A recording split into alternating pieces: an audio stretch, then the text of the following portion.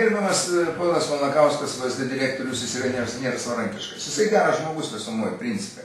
Bet jeigu būtų rimta politinė valdžia ir pasakytų jam nelaikai tų pavaduotojų ir aplamai tų susikompromitavusių nelaikai ir pareikalautų iš jo atsakomybės, jis visai būtų normalus vadovas. Bet šiandieną jisai laviruoja ir užsiima periodinėm paskaitom dalimi.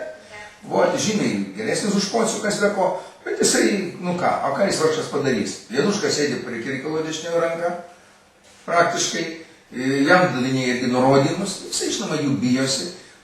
Pas ką jis gali kreiptis, kad, vat, pavyzdžiui, pas ką, paramos pagalbos nėra pas ką kreiptis, suprantate? Vot, o jis nenori tokio likimo matyti kaip Greičius arba aš ir panašiai, suprantate? Taip, kad vat, žmonės yra vieni, kurie nu, labai drąsus, yra kurie prisitaiko prie aplinkybių. Tai man atrodo, jis eina tuo keliu ir daugelis pas mus eina tuo keliu. Suprantate, pasižiūrėkit, gerai, atrodo, STT pradėjo dirbti. Bet ką jie gaudo? Juk selekciškai. Ką Socdemų partijos ne vienas veikėjas nieko blogo nepadarė korupcijos srityje. Neįkliuvo ne vienas, suprantate? Va, aš netikėčiau, kad ir Pruskinės partijoje viskas įdėlo, daleiskim. Aš kaip pavyzdį tiesiog į mūsų, suprantat? Įkliuvo tos partijos, kurios, nu, vat, netokius įtakingus, netokius įtakingus. Muntiano pavyzdys, nu žinoma, jis paslydo žmogelis, bet kaip su juo susidoroja? Kaip susidoroja? Tai jeigu pagal principą Muntiano, tai jam nereikia to daryti, aš niekad neneigiu, bet aš labiau barau už tai, kad jis už Leo LT balsavo, bet tai, kad jis paslydo, tai žiūrėkit, jie paskui po to jį išnaudo ir kaip jis mąstosi, tai išmetė.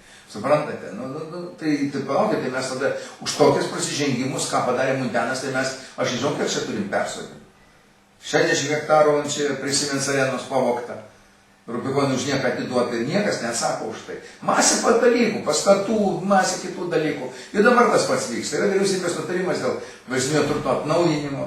Baisu, kas ten darosi. Ten super gerus pastatus norima išparduoti, o paskui reiškia statyti naujus, kur pusę dadėti gal iš biudžeto. Reikia baigti šitos dalykus, suprantate? Tai va tam reikia rimtos, drąsios valios. Vienintelė šiandien aš jaučiu, yra daug pakankamai žmonių žinančių, ką reikia daryti, bet žinokit, tam reikia labai didelės drąsos ir valios. Tai va, mano supratimu, viena iš svarbių kokybių pasirinkant naujus politikus, naujam Seimui.